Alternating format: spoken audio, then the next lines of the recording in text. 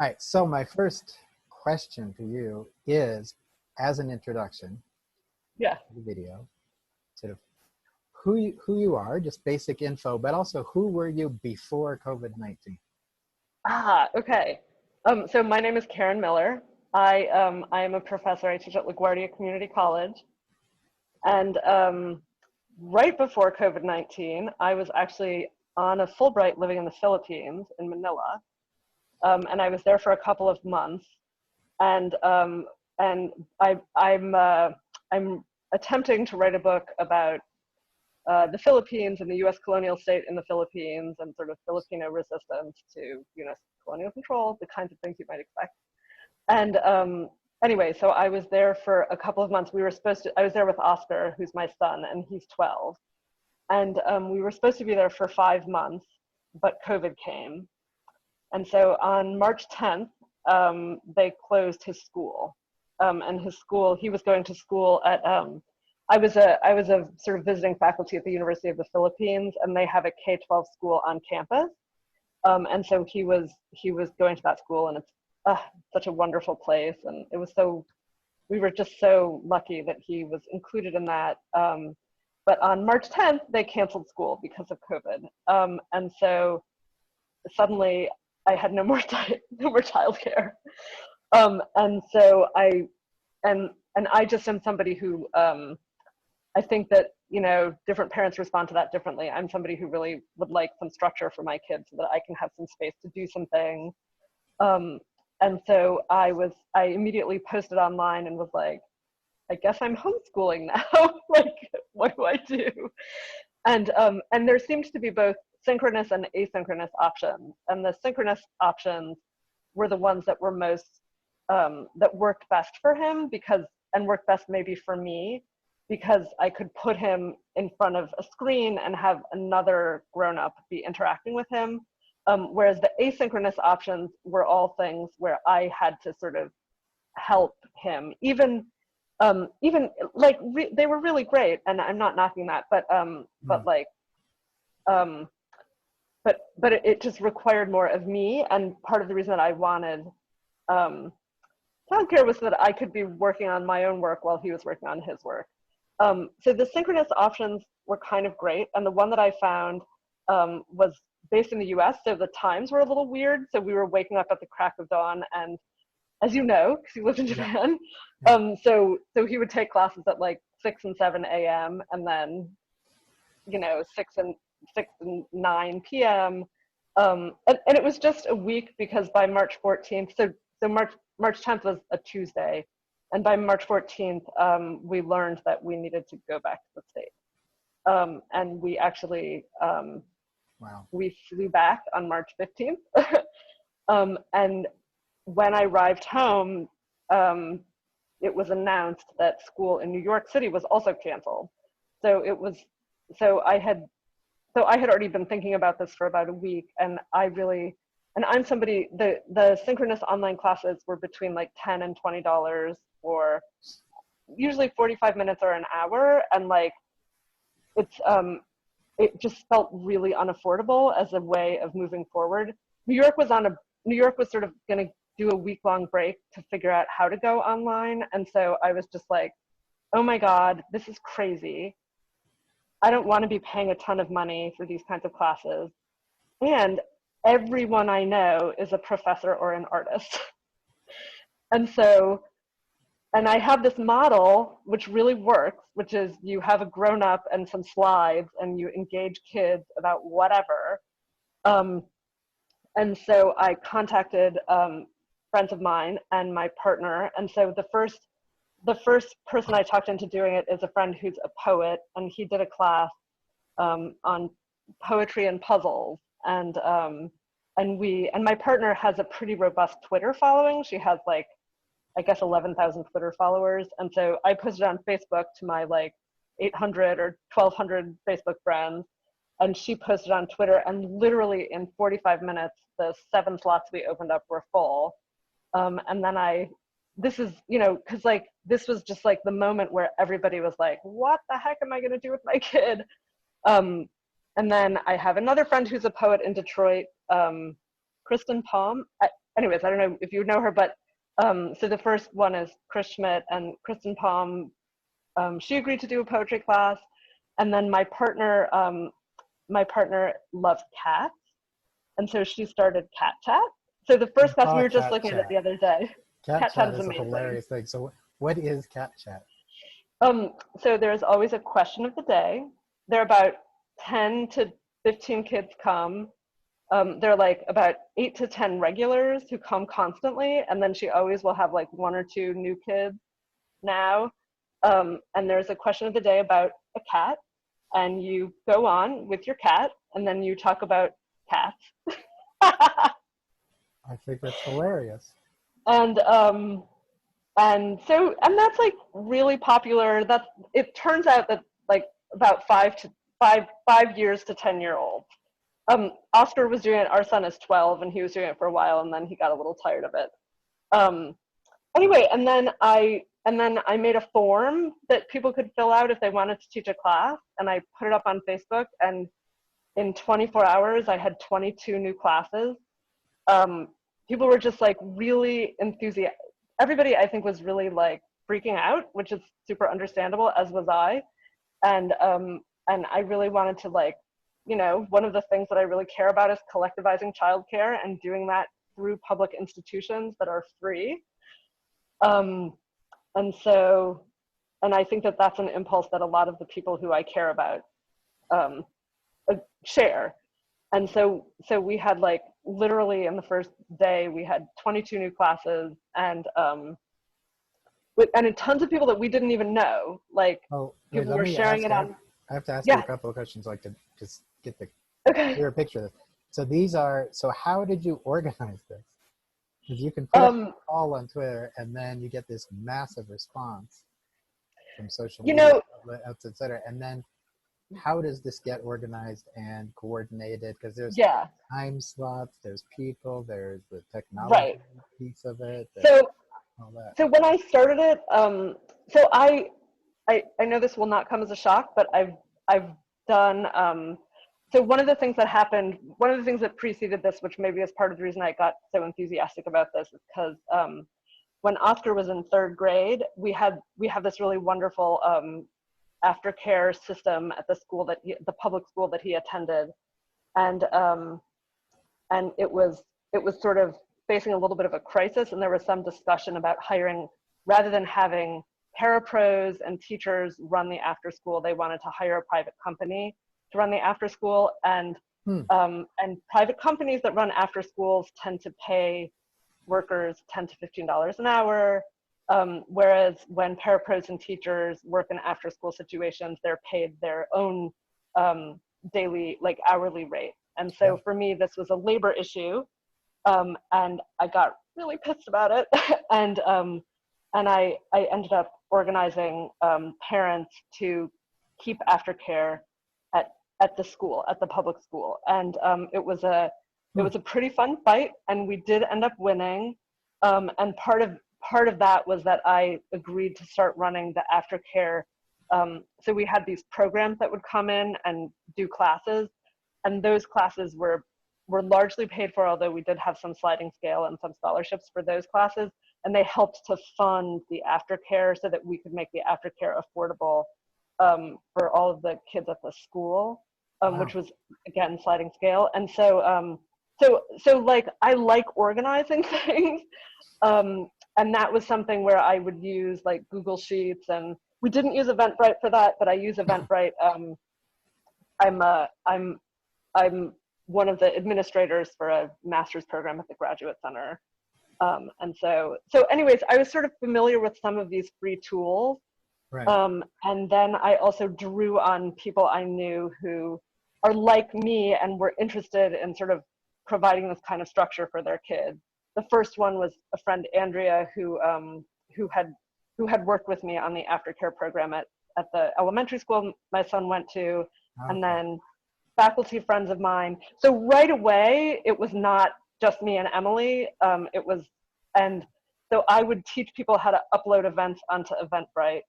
And I just, it was a lot of fun. Like I like to organize things. I love talking people into doing things that I want them to do, you know, that they would find rewarding also. And Yeah. so right away, I sort of generated a lot of work for us, but I was also able to generate a lot of interest in helping out. And I think also people were just freaking out. They didn't know what to do, and nobody could concentrate on their own writing or research. And so this was like a good substitute. And then So and then school. at this point, you're still on the Fulbright. That's right. So I'm on sabbatical. That's another So important you, thing so you didn't get to know about hammered this. right away by that whole, now I have to put all my classes into, Not at all. transform them into online classes, Zero. etc. Right? That's right. So I was on sabbatical, and the two close friends who helped me out, Andrea and another friend, Ravin Kitlinsky, were also on research release, and so that really helped. And then Emily is a librarian, and she is pretty big on librarian Twitter. My partner Emily Dravinsky, and so some librarians also got involved. So it ended up being a professor librarian team initially, and then parents who were really enthusiastic about it from the beginning. I just invited them to help. And how Somebody, did you coordinate that? Because you have people who are, it's a decentralized thing. Probably people they're not all in New York, right? They're all over the no, place. not all in New York. And how's that So discussion happening? Is it through email? Is it like some kind of? yeah, so I was like having Zoom calls with people to teach them how to do various things, and like um, and then there's a mom here, Jasmina Nikolov, and she her kid was really enthusiastic about it, and I asked her to help out. And so then I would just give people specific tasks. So I needed somebody to upload things to Facebook, and then she became the person to do that. And then I needed people to upload things to Eventbrite, and we just created systems because you Yeah. can't do anything without systems. And then I would run the email. And for the first few weeks, Yeah. like I was not really writing. I was on sabbatical, and it was a lot of fun. And it also felt like, you know, it's the kind of collective work that I'm interested in, you know, and like trying to get people to use this resource that was completely free was just something that I decided was fun. And like, you know, it's not the same. I mean, there are all kinds of political work that people can do, and this may be like on the not as important side of things, but also like I do think people that it would provide people with joy. Well, and a great experience in collective activity, right? I mean, it's a And a very great experience in self-oriented. collective activity. Yeah, and like I would hear from parents and from kids and from teachers that this was like maybe the best 45 minutes they had had in the last month. You know what I mean? Because the teachers of the classes were also just really getting a lot out of the kind of joy and enthusiasm that comes with, Huh. you know, children and doing this kind of work. So it's been great. So And everything, and then I started, right away, I started these weekly Zoom meetings. So people who were involved would come to the weekly Zoom meetings, and then anybody who wanted to get involved, I would invite them. those were like your coordinating. Yeah, these are like core, and then we ended up with a pretty tight core, not a lot of people. And one thing that's interesting, which is about organizing, is that it really would take organizing to get people to teach classes. So you would talk to somebody, they would be interested. So at first there was this like rush, but subsequently you would have to like organize almost everybody to do it. So you would have to ask people quite a few times, right? Which is what organizing is about. So you'd have to be like, oh, you seem like somebody who would be really great at teaching a class about zebras, and like they would be like, oh, that sounds interesting, and then you would send them the link to fill out the form, and then they wouldn't fill out the form, and then you would text them again and ask them how they were doing and talk about whether they had any questions, and then maybe they wouldn't. But so you would have to like approach people a few times to do that. And so what Emily and I found is that because we have more organizing experience, and just because I think I'm just sort of oriented like that. Like I don't know where I learned that. I think I've just been doing it since I was a very small child. Like we would end up generating a lot of the classes, and like we would have these meetings, these steering committee meetings, and people would talk about their friends who were interested, and it wouldn't always turn into classes. It would for some of them. And so, but it's really fun, and it's like really fun to talk to people about it. It's fun to convince people to do it. You know, everybody, I firmly believe that any grown up and any kid, because kids teach classes too, Right. if you are willing to talk about something that you care about, you can get a bunch of kids on a screen. And So a couple of basics, like how many people yeah, are involved? Like how many people are teaching classes? How many okay. classes have you had? How many kids involved? So we have had almost 250 unique classes, and that means that Cat Chat, which has run every single weekday since March 17th or March 18th, that counts as one. Cat chat is So daily? yeah, Okay. so So we that, have a lot of recurring classes. yeah. So we have about 250 classes, which represents about maybe 200 teachers who've done it. Most of them have just done one thing, but then there's some people who've done multiple things, and then there's sort of a number of people who've done repetitive classes, Right. things that repeat. Oh, And then I just looked the other day, we have sold. I think I mentioned this to you. On Eventbrite, we've sold over 12,000 tickets. and these are all for Now free. Like you're not charging anything? everything is free. Yeah, everything is totally free. Um, and and about like 40 to 60% of people actually come who buy a ticket. So I would say maybe 6,000 people, 6,000 Okay. um, attendees, and that might be one person who's gone to 17 things or one person who's gone to one thing. Sure. And then Wow. yeah, and so I'm a little bit proud of our accomplishments. There was we got a little bit of coverage from NPR. I don't think we made it onto the radio, but they did write a little companion article that we appeared in, and that gave us a nice little little bump. Yeah, I think I And it's saw that and I wondered if you were in it. It wasn't specific. It wasn't just about your project, right? right, Yeah. that's right, yeah. But we were sort of listed in a list of Yeah. things, and that's been really nice. We got a few teachers in that. Somebody in Utah, I think, runs a Mojave Desert, um, runs a Mojave Desert wildlife uh, sanctuary and doesn't have anybody to give tours to, and so now she gives Oh, tours cool. to go up on Wednesdays at 4. So things like that have been really great. Um, That's and she just like saw it and saw our form and signed up. Um, huh. so yeah, it's been so fun. All right. And it's Go ahead. I have more questions, but go ahead. okay. And what we've done is we've encouraged people to follow us on Eventbrite, and then they get an email that says what's coming up. And so Okay. it has gotten a life of its own. I was sort of thinking I think I said this to you, I was thinking we might just like retire ourselves at the end of August. But now that COVID has resurged and it looks like everything is staying online, um, we have decided, I think I've decided that I don't want to shut it down because it's such a cool resource. It has really shifted. When kids started doing it, everybody would have their little photo up and interact with the video. And I think as kids have spent more and more time online, in synchronous meetings, they have learned to say that their camera is broken, and they want the privacy of no screen. And I think that can be challenging for teachers, because you lose that connection, which is sort of the point of doing something synchronous.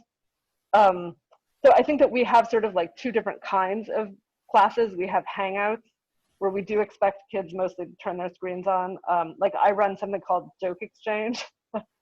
You come with a joke and then you listen to other jokes. Love it. And most kids leave their screens on, but there is, but you know, a friend did a class, a friend, you know, like I said, I have all these professors who are in my world.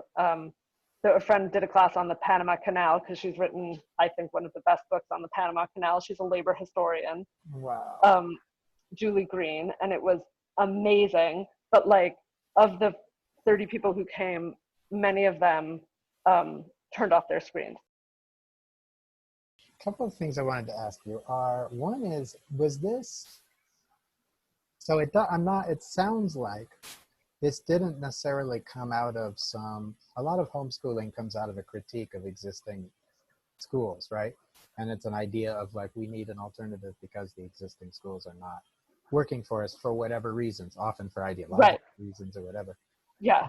This is not like an unschooling, homeschooling, deschooling kind of thing. Um, it, so the way that I conceive it, it is not at all. I love our public school. I love public schools. I'm a professor at a public institution, and I really believe in the value of public education and public assembly and all of the things that come with that. Um, we do have someone who sort of found us. People are finding us who are sort of coming out of the homeschool and unschooling movement, and that's great. I mean, like, I'm super happy for anybody to use this platform to do anything that is exciting for them. Obviously, like, barring anything that I think is dangerous or damaging. Right. Obviously, or that we think is dangerous or damaging. But like, there's a My Little Pony chat. That's great. Like, whatever you want to do. And so What we time do. is that? Oh, the My Little, yeah, right. So Actually, I have we have time. somebody doing an unschooling series that's going on Sundays, and it's every other Sunday. I think she's going to start doing it, and I'm so excited about that. But it did not emerge out of a critique of that at all. And Okay. actually, I have to say that I know that people have a lot of feelings about the online education that their kids have had available to them, and I just I'm so I'm beside myself by how much I respect the teachers at my son's school, and like, I just feel like they just hit it out of the park. I am so impressed with what they've done, and I think it worked really well for him. Um, Hmm. and like, I'm hearing lots of mixed things about what online looked like for people, Yeah. but what they did was, I'm so impressed. Um, Huh. what they did is they took this schedule, they shrunk it down, and he just had half-hour classes through the day, and it was not a ton of synchronous. There were just like a few synchronous things over the week, but there was this structure that Right. could keep him right. So, like, I'm doing science for this half hour, I'm doing math for this half Right. hour, and it required some parental involvement, but we're very lucky to have somebody who's 12. I Right. think I would have a very different feeling about online education with a younger Oh person. my God. I try to imagine. I'd be like, what? Oh my God. And he is not interested in this at all anymore. He was like enthusiastic about it for the first month. About what? And About the, about he won't do any homeschool co-op, anything. oh, that's so Except funny. he will teach origami classes, Right. um, which is very cute. So Did you, so the co-op, the idea of doing it cooperatively, that just comes out of your long-standing kind of commitment to collective projects of oh various yeah, kinds, right? A kind of totally. self-organization And it was attitude. super clear that this was not something that I could do by myself. I just don't have the capacity to do this by Right. myself. Um, and also, the point is to provide um, to provide a platform for mutual aid and support. And a mutual aid platform, I think, needs to be provided by a group of people who are participating in mutual aid themselves. Of course. Sure. Now, Um, did you think then about, often when things like that begin, in the moment, in the sort of early phase, the sort of spontaneous emergent phase, you don't need to think very much about structure or decision making or roles or all that, because it kind of is, it's happening, right? After it's gone on for a certain point, then it often gets the question of like, okay, so how do we make decisions here, or how is yeah, this done, or who gets to decide whether this class is like appropriate or not appropriate, or yeah, all that kind of stuff. So yeah. how have you thought of You, that? it's so what we're doing is so concrete. Yeah. It's so specific. It's like, somebody proposes a class, we put it up. I think of those 250 classes I just described to you, I literally don't think there's a single one that we didn't post. I think that we had some questions for very few of them. We would be like, oh, maybe you can rethink it in this particular way. And then they would get back to us and rethink it. And maybe I can't even remember, but maybe one or two of those people decided, no, maybe this isn't for them because we suggested something that might not fit as well with their vision as they had anticipated. Yeah. But there was some concern in our committee about vetting, and some concern about like a perhaps nefarious intent of people who would try to do this. But I just really believe in mutual aid and the mutuality and the sort of, this is going to sound outrageous, but like the sort of fundamental goodness of anybody who might want to do this. And we haven't had any complaints of anything sort of problematic going on. And also, I just sort of feel like if we did, we could shut something down really easily, right? I mean, it would just require changing our password. So there's sort of a 70s openness to it, which is like the kind of the kind of thing that I think is like, that's the world that I want to live in, a world that isn't sort of foregrounding suspicion, but is instead foregrounding mutuality. Starting with trust. Yeah, starting with trust. And I think that has worked well for our sort of committee, and that people are quite on board with that. And so the decision making, it's interesting that you bring that up. There's sort of no decisions. Because and you know, when people have ideas, it's amazing. So somebody, Jasmine and Nikolov, who I mentioned, she wanted to start like a teen, she does this thing, she calls it quarantines. It's very cute. So there's like a teen group, and it's both like stuff like leadership stuff and things like that teens respond to very well. I'm not a big fan of that model, but like teens love it. So it's leadership and that kind of stuff, but it's also like getting teens to help us out, and it's been amazing, and she's amazing. And so what she's brought to this is so great, and like that's just her idea and something that she wanted to spearhead. And so like we just haven't had the problem of having like people have whack ideas that don't fit with what we're trying to do. We have had discussions about fundraising, and sort of what like and what we kind of came up with after a discussion. Like I think a productive discussion was that like we were thinking, oh well, do we want to like, some people were like, well, maybe what we should do is we could do a sliding scale, or we could say, if you take a class, like everything's free, but if you take a class, you might want to consider paying us this amount of money. And we decided that that wouldn't work for us, because we wanted to just make everything free. And the idea of raising money was to pay teachers who otherwise were losing their job or losing their livelihoods. And so we do what we settled on was very quiet fundraising. There's like a donate button on our website, and we have raised very little money, and that's totally fine. We don't need it to run the co-op, because it's just, there are almost no expenses. I mean, Eventbrite is free. Our Zoom account costs $150.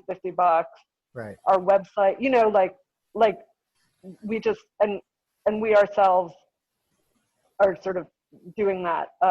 We have been able to give some very modest amount of support to some of the teachers, but it's been extremely modest. I'm curious, as the teachers, you have a lot of like professors, et cetera, volunteering, right? We try to talk in what? Well, it's not obvious to me that like somebody who's used to teaching in like one context, i.e. like a university class or a graduate school class, or et cetera, suddenly teaching a class to a bunch of 10-year-olds, that transition seems like it would require a lot of thinking, right? Because it's a different teaching context. How has that worked out though? I think it's been great. I think people are having a really good time. So, and I would say that that the people who allow themselves to be talked into it are just people who are willing to try it out. So the class on the Panama Canal, which I attend, I don't go to very many classes, but I did go to the Panama Canal class because I love Julie Green.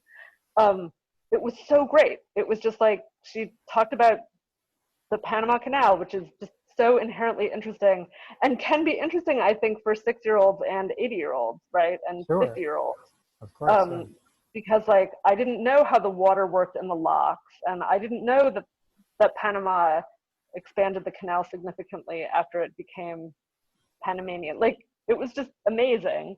And then the questions are so great because they're just like, you know, smaller people who have a different set of concerns, and grown-ups who, you know, so we have grown-ups being like, how do you think about gender when you think about construction on the Panama Canal? And then we Okay. have kids who are like, I heard that this digger is the digger that they use to dig out the dirt. You know what I mean? I mean, that I just completely made that Wow. up. So it's a mixture of adults and kids in the class? It can be. I mean, not Oh, always, wow. but it can be, yeah. That's super interesting. And so the people, so like, I mean, she's just really good at what she does. So she was really able um, to kind of give a talk that was interesting to everybody. It was Right. so great On different levels at the same time. on different levels at the same time. And but not all the classes are doing that. Yeah. But like I haven't been to the Mojave Desert one, but I bet that is something that would be popular among children and grown-ups because it's just like a bunch of desert animals. Like what could be better than a bunch of desert animals? What's not interesting about that? No, I totally Totally. get that. Yeah. So do you, it sounds like, I don't know if this is like that useful a question, but in the world of like thinking about co-ops and solidarity economy, et cetera, Yeah. one of the concerns is that sometimes people think of it as filling gaps in the system. So the system doesn't provide X, Y, or Z amount of care or whatever meet a need in the community. And so often co-ops, collectives, et cetera, develop as a way to fill in a gap. Yeah. And uh, sometimes that becomes useful to the system that isn't providing the service in the first place. Right. So it's Totally. kind of Yes. very handy that somebody else has picked up the slack where the Of system has course. failed to do so. So that's just always a dynamic that people Yeah. in co-ops have to be aware of, because that's, especially when it's around things that can be or have been or should be or used to be Yeah. no longer. Well, you know, I'm thinking about that a lot when it comes to the defund the police movement, because we want to defund the police, but we don't want a bunch of non-public, non-union jobs to replace public public unionized employment. And so how do we actually not do that through a sort of nonprofit sector that has a really different kind of job security, pay structure? So, I mean, I feel like that's sort of relevant to kind of what you're talking about. So, so I guess my question would be, what you're doing now, everything that's great about it is this kind of emergent, exploring, you're kind of creating this fascinating dynamic by pulling together all these resources and people who are there, but just not pulled together in one place, not involved in one. Yeah, right, yeah. But how is that connected to, or maybe it's a question of transition. You had raised the question, Yeah. what happens when school comes back online? I mean, not online, but in person, etc. You know, how does this relate to, how do you see the future of it, or how do you see it? Is there a way in which this? Yeah, I think Steady? I think of this as very temporary. Right. Like I said, we were thinking we would just shut down in August, and now I'm wanting to keep. But then I had some remorse about that, because I do like our institution and I like our structure, and I think it just can't scale up to provide anything particularly meaningful. Although, you know, I was thinking that if somebody wanted to, like, if somebody wanted to take it over and build it and like take our structure and turn it into some kind of nonprofit and get funding for it, right? Like I would be super happy to have somebody else do that. But that question that you're asking then, like, how does a kind of mutual aid oriented institution not replace something that we want states and public entities to be providing for populations, right? I mean, I think it's like a really complicated question. So like in the ideal world, something like this could be seeded and then it could become a public institution, right? So like we could become a DOE run. I mean, Okay. whatever. Like Yeah. obviously that's not going to happen. Um, so, but it's yeah, no, it's a really interesting question. I think we haven't been thinking about that, and I certainly haven't been thinking about that largely because this is so. I mean, it's not even because it has developed something of a life of its own. Yeah. I mean, the hour that I'm spending talking to you about this um, will be 50% of the time that I work on it this week. I mean, maybe that's a little extreme. Like Wow. you know, that's not true, Yeah.